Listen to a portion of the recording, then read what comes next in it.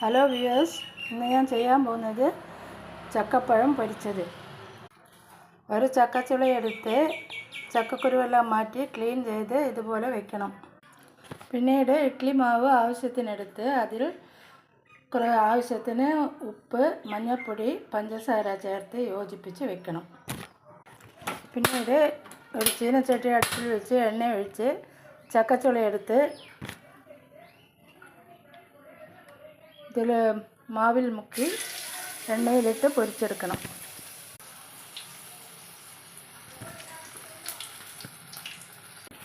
ഇപ്പോൾ ചക്ക പൊരിച്ചത് റെഡി.